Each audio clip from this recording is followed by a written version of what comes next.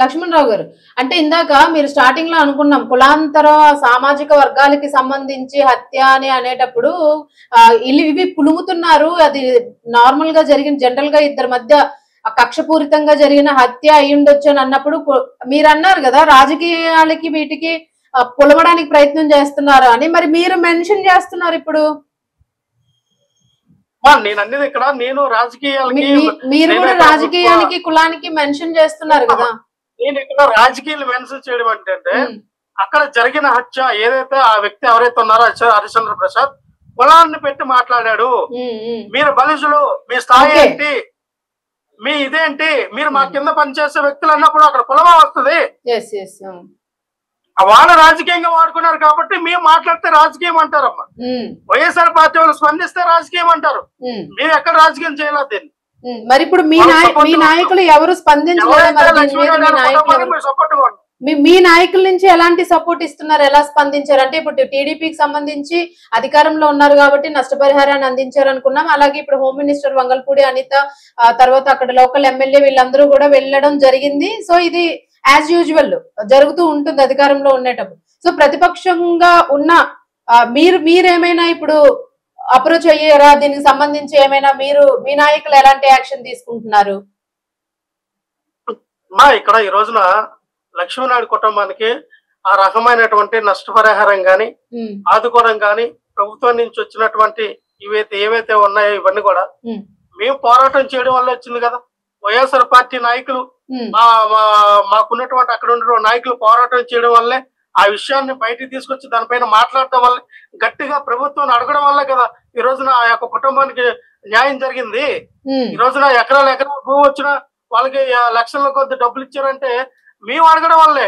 లేకపోతే 2వ తారీఖున జరిగినటువంటి హత్య 20 రోజుల వరకు కూడా బయటికి రాకుండా దాన్ని కప్పే ప్రయత్నం ఈ రాష్ట్ర ప్రభుత్వం చేసింది.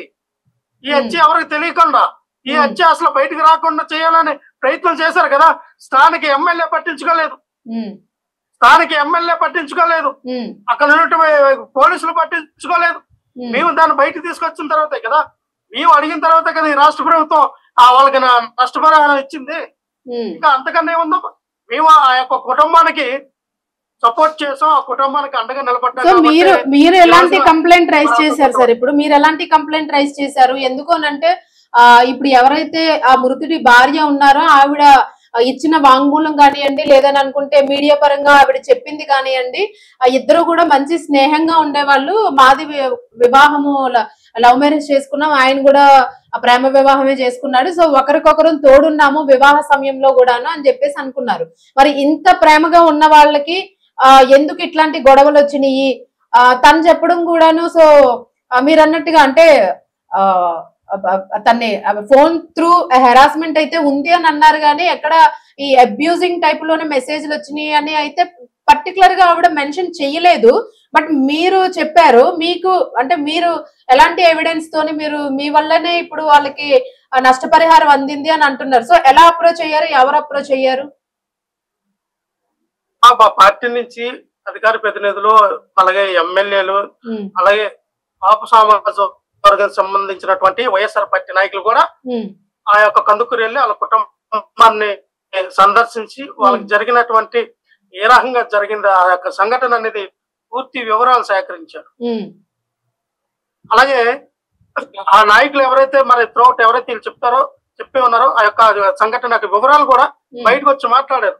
అది ఏ రకంగా జరిగింది అనేది కూడా ఏం చెప్తున్నాం అంటే ఇక్కడ సౌర్య గారు వాళ్ళిద్దరూ మంచి స్నేహితులా కాదా అనే వాళ్ళ భార్య స్టేట్మెంట్ ఇచ్చిందని అంటున్నారు. నిజంగా వాళ్ళిద్దరూ మంచి స్నేహితులు అయితే ఎందుకు గొడవలు వచ్చినాయి, ఎందుకు ఇది వచ్చినాయి? ఈ రోజున అదే హరిశ్చంద్ర ప్రసాద్, అదే ఈ రోజున లక్ష్మీనాయుడు అయిన ఇప్పుడు చెప్తున్నటువంటి ఆ పిల్ల ఆడబిడ్డకి హరిశ్చంద్ర ప్రసాద్ కి అక్రమ సంబంధం ఉందని చెప్పి ఎఫ్ఐఆర్ కట్టారమ్మ పోలీసులు. ఎవరు ఇచ్చారు అక్రమ సంబంధం ఉందా అని? ఎవరు ఇస్తే అక్రమ సంబంధం ఉందని పోలీసులు నిర్ధారించి ఎఫ్ఐఆర్ వాళ్ళు కట్టిన ఎఫ్ఐఆర్ లో హరిశ్చంద్ర ప్రసాద్ కి ఆ అమ్మాయికి అక్రమ సంబంధం ఉందని చెప్పి కేసు కట్టారు. అంటే కేసుని ఎంత డైవర్ట్ చేశారు, కేసుని ఎంత డెప్త్ లాక్కన్నా చేస్తూ ఉన్నారో ఆలోచించాలి. నిజంగా ఆ పిల్లకి తెలుసో తెలియదో నాకు తెలియదు, కానీ ఆ పిల్లకి హోమ్ మినిస్టర్ గారు టీడీపీ నుంచి వెళ్ళినటువంటి కూటమి నాయకులందరూ వెళ్ళి ఏ బ్రెయిన్ వాష్ చేశారు, బెదిరించారా, బతిమాలారా, ఏం చేశారో, లేకపోతే ఏ రకంగా ఆ యొక్క స్టేట్మెంట్ ఇప్పించారో మాకు తెలియదు. కానీ ఆ అమ్మాయి క్యారెక్టర్ ని, ఆ అమ్మాయి యొక్క మాన ప్రాణాలని రోడ్డు మీద కీడ్చింది కూటమి ప్రభుత్వం. అక్రమ సంబంధం అంటగడతారండి. ఒక పక్క భర్త చనిపోయి పుట్టుడు శ్లోకంలో ఉన్నటువంటి ఒక ఆడబిడ్డకి మీరు ఒక అక్రమ సంబంధం పెడితే నిజంగానే ఆ అమ్మాయి ఒక సున్నితమైనటువంటి మనసుకు రాలనుకోండి, ఏమవుతుందో ఆత్మహత్యలు చేసుకోరా సార్? మీరు ఇప్పుడు మీరు పోరాడుతున్నట్టుగా కనిపిస్తుంది. ఇప్పుడు ఆవిడ చెప్పిన వెర్షన్ మేము నిన్ను ఈ రోజు విన్నది, అంటే మీరు అక్రమ సంబంధం అంటగట్టారు ఆడపిల్ల అని చెప్పేసి మీరు చెప్తూ ఉన్నారు. సో మరి తను నార్మల్ గా మాట్లాడుతున్నారు. అంటే మెసేజ్లు పంపించారని అన్నారు, కానీ ఈ నేతలు మాకు అక్రమ సంబంధం కట్టారని కానీ, లేకపోతే పోలీసులు అక్రమ సంబంధం రైజ్ చేశారని కానీ, అది ఆవిడ ఎందుకు మెన్షన్ చేయలేదు? మరి అంటే ఆవిడ ఎందుకు మెన్షన్ చేయట్లేదు? ఆవిడకి తెలియదు. అంటే ఏ కేసు పెట్టారు, ఏ రకంగా కేసు పెట్టారు, ఏ సెక్షన్ వేశారని ఆవిడకి తెలియదు. ఆవిడకి తెలియక ఆవిడ అటువంటి స్టేట్మెంట్ ఇచ్చింది. నిజంగా ఆవిడకి తెలియదండి.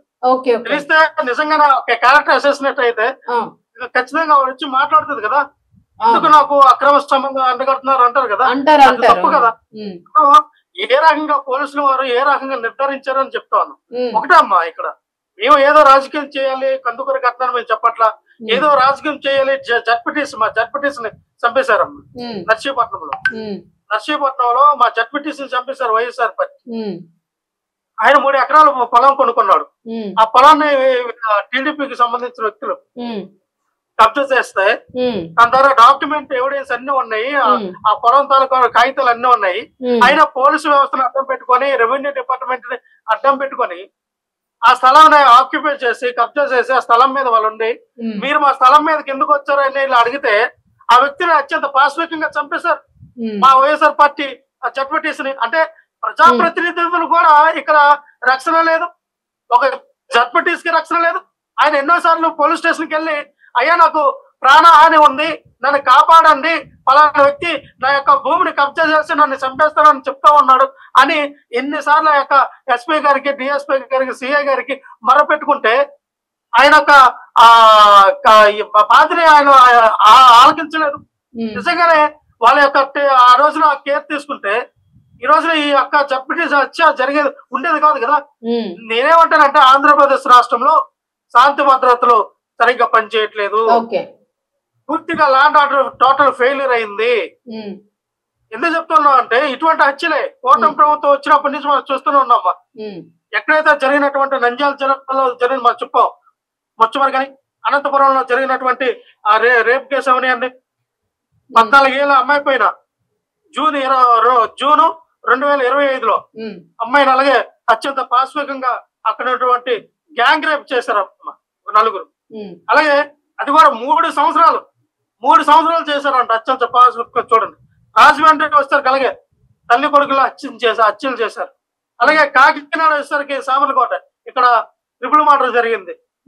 అలాగే మన ఇక్కడ చూస్తే శ్రీ సత్యసాయి జిల్లాలో ఒక ఆడబిడ్డని అక్కడ ఉన్నటువంటి స్కూల్లో అధ్యాపకులు, అక్కడ అలాగే గ్రామంలో ఉన్నటువంటి కొంతమంది ఆ గ్రామ స్నేహితులు కలిపి ఆ పిల్లని 3 నెలల పాటు అక్కడ టీచర్ అధ్యాపకులు ఎవరైతే పాఠాలు చెప్తారో అధ్యాపకులు ఆ గ్రామంలో ఉన్నటువంటి కొంత అల్లరమొక 3 నెలల పాటు అక్కడ ఉన్నటువంటి ఒక ఆడబిడ్డని మరి నిర్బంధించి ఆ అత్యాచారం చేశారమ్మా.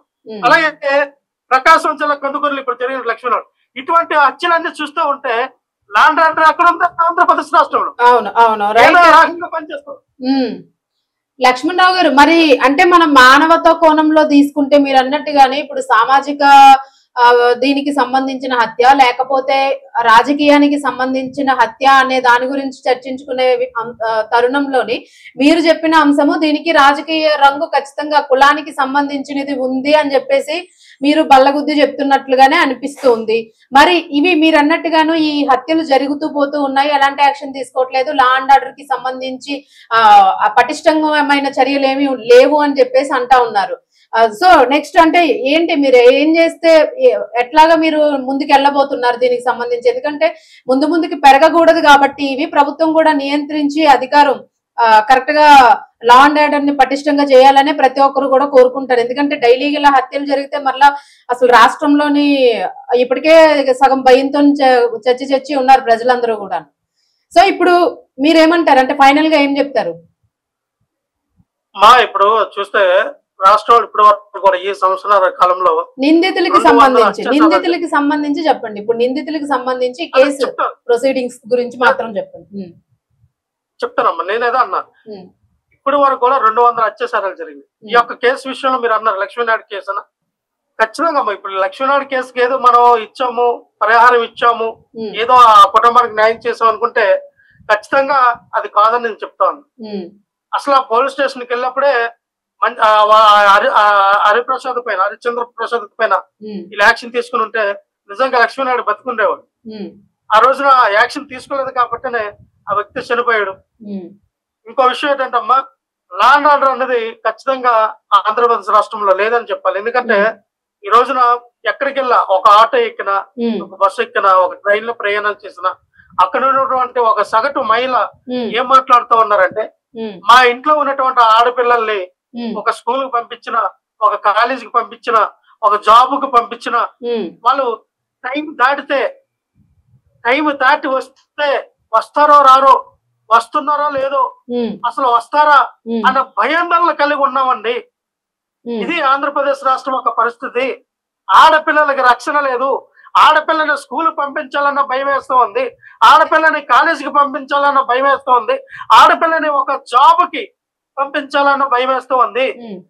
ఇటువంటి పరిస్థితుల్లో ఆంధ్రప్రదేశ్ రాష్ట్రం ఉంది. అమ్మ హోమ్ మినిస్టర్ గారు మీరు ఎందుకు చర్యలు తీసుకోవట్లా? ఎందుకని మీకు చేత కానటువంటి ఆ యొక్క హోం శాఖలు ఎందుకున్నారు? ఎందుకు మహిళలకు రక్షణ కల్పించలేనటువంటి ఒక మహిళ హోమ్ మినిస్టర్ గా మీరు ఎందుకున్నారని మేము ప్రశ్నిస్తున్నాం. ఇది ఒక రాష్ట్రంలో ఉన్నటువంటి ఒక మహిళలో ఒక సగటు మహిళలో ఒక ఆవేదన అమ్మ.